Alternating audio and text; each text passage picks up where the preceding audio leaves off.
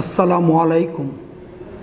সন্তানকে ভালো মানুষ হিসেবে গড়ে তুলতে হলে পিতামাতাকে সন্তানদের শিশুকাল থেকেই নৈতিক, মানবিক ও ধর্মীয় মূল্যবোধ সম্পর্কে শিক্ষাদান করতে হবে। এ প্রসঙ্গে হযরত মুহাম্মদ সাল্লাল্লাহু আলাইহি ওয়াসাল্লাম বলেন, শুদ্ধাচার শিক্ষাদান সন্তানের প্রতি পিতামাতার সর্বোত্তম উপহার। সন্তানকে ছোটবেলা হতেই নীতি, নৈতিকতা, মূল্যবোধ, ধর্মীয় আচার সম্পর্কে শিক্ষা দিতে হবে।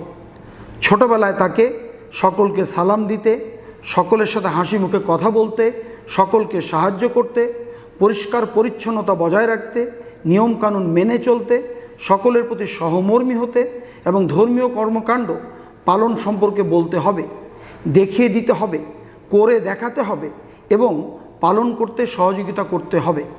পিতামাতাকে অবশ্যই সন্তানদের বয়স অনুযায়ী বিষয়গুলো সম্পর্কে বলতে হবে, এর গুরুত্ব বোঝাতে হবে, পালন করার ব্যাপারে উৎসাহিত করতে হবে এবং প্রয়োজনে প্রত্যক্ষ তত্ত্বাবধানে তা পালন করাতে হবে। তবে পিতামাতা যদি তাদের দায়িত্ববোধ ও ভালো কর্মকাণ্ড দ্বারা সন্তানের মনে পিতামাতার প্রতি ভালোবাসা ও শ্রদ্ধাবোধের সৃষ্টি করতে পারে, তবে সন্তান পিতামাতাকে খুশি করার জন্য সে নিজ দায়িত্বেই ভালোকে গ্রহণ করবে এবং খারাপকে পরিত্যাগ করতে শিখবে।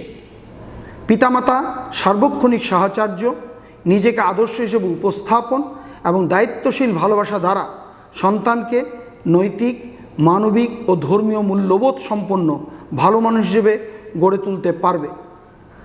চলুন আমরা আমাদের সন্তানদেরকে ছোটবেলা থেকেই নৈতিক, মানবিক এবং ধর্মীয় মূল্যবোধ শিক্ষা প্রদান করি এবং তাদেরকে ভালো মানুষ হিসেবে গড়ে তুলি।